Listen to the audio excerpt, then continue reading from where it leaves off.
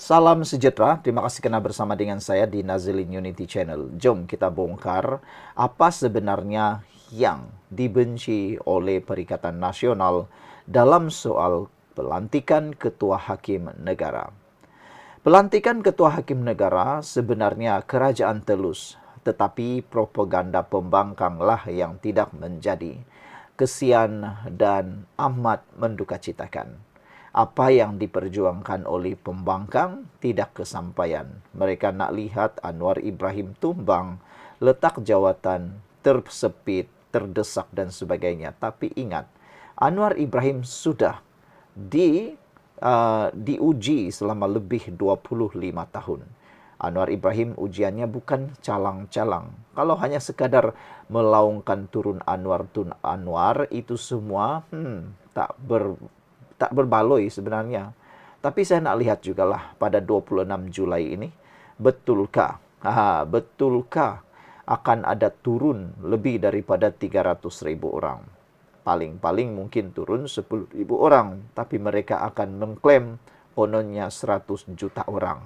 Begitulah pembangkang. Jadi pelantikan Ketua Hakim Negara sebenarnya kerajaan telus, propaganda pembangkang tidak menjadi. Itulah yang mereka marah dan benci. Ketelusan Perdana Menteri Datuk Seri Anwar Ibrahim yang menjadi sasaran tohmahan tidak berasas. Susulan isu pelantikan Ketua Hakim Negara terselah dengan membenarkan peguam berdemonstrasi di atas isu berkenan dan mesyuarat Majlis Raja-Raja diadakan bagi memperhalusi pelantikan dalam institusi kehakiman. Lihat, Anwar Ibrahim dalam adaan ketelusan. Anda hanya tertipu, Anda hanya termakan hasutan daripada pembangkang yang menyatakan kononnya tiada ketulusan. Sebenarnya telus luar biasa.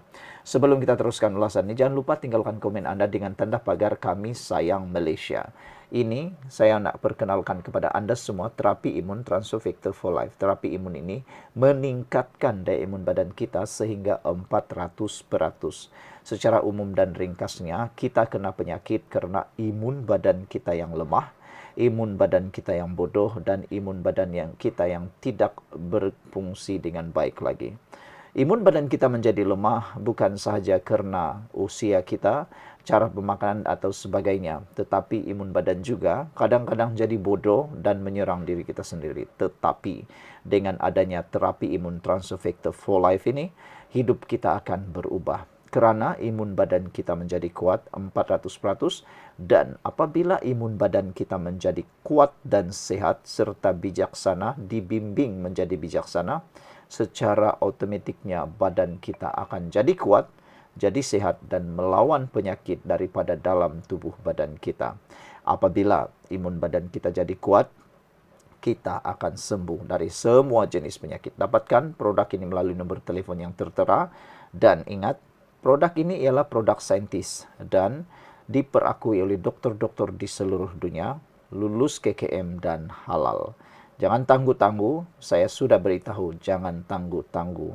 Dapatkan hidup Anda yang Anda impikan. Saudara-saudara sekalian, bagi aktivis Pakatan Harapan PH, yaitu Muhammad Hishamuddin Ghazali, ketika ini jelas kerajaan Madani berpegang pada prinsip pengasingan kuasa dalam sistem demokrasi berperlembagaan. Ini yang diperjuangkan oleh Pakatan Harapan, terutamanya keadilan. Viral di media sosial, kononnya Perdana Menteri ke-10 Anwar Ibrahim campur tangan dalam pelantikan Ketua Hakim Negara. Hari ini semua terjawab. Nama Tan Sri Ahmad Tarudin Muhammad Saleh yang dikuatari pembangkang, Hakim Mahkamah Persekutuan, tiada dalam senarai pun. Akhirnya semalam para peguam gembira dapat makan ais krim di pekarangan pejabat Perdana Menteri. Terbaiklah Anwar Ibrahim. Terbaik, kata beliau. Sia-sia semua plan havoc. Pemimpin parti pembangkang Perikatan Nasional iaitu PAS dan Bersatu untuk mendesak turun Anwar pada 26 Julai nanti. Katanya yang juga dikenali sebagai Syamgaz dalam satu muat naik di Facebook. Sebelum ini, menurut Syamgaz, tular didakwa minit mesyuarat bocor Suruhanjaya Pelantikan Kehakiman bertarik 16 Mei lalu yang dipengerusikan oleh mantan Ketua Hakim Negara Tun Tengku Maimun Tuan Mat. Mesyuarat tersebut, kata Syam, adalah untuk membincangkan pelantikan Hakim Besar Mahkamah Tinggi di Malaya, bukannya calon ketua hakim negara seperti yang didakwa sesetengah pihak. Lagipun, tiada siapa mengesahkan adakah minit mesyuarat itu benar atau tidak. Dan jika benar, kenapa hanya beberapa muka surat sahaja? Mana muka surat yang lain? Yang menyebarkannya berniat jahat, ingin memburukkan nama baik Anwar Ibrahim. Isu pelantikan Ketua Hakim Negara yang baru dijangka selesai hari ini selepas Majlis Raja-Raja membincangkannya. Sekian untuk kali ini. Jangan lupa tinggalkan komen anda dengan tanda like dan juga dapatkan produk ini untuk kesehatan yang Anda impikan. Kita jumpa lagi. Bye-bye. Salam sejahtera. Terima kasih karena bersama dengan saya di Nazilin Unity Channel. Hari ini, satu berita yang mengejutkan kita apabila seorang pemimpin daripada PAS menyatakan, siapakah yang masih percaya PKR Parti Reformasi? Sebelum dia nak meludah parti orang lain, sebelum dia nak meludah orang lain, sebelum dia nak mempermalukan orang lain, sebenarnya pemimpin PAS ini patut melihat dahulu adakah ludah itu kena muka sendiri ataupun akan berbalik semula tudingan jari itu kepada orang atau diri sendiri. Kerana ingat, satu jari telunjuk menuding orang, ada lagi 3 atau 4 jari yang menuding diri sendiri.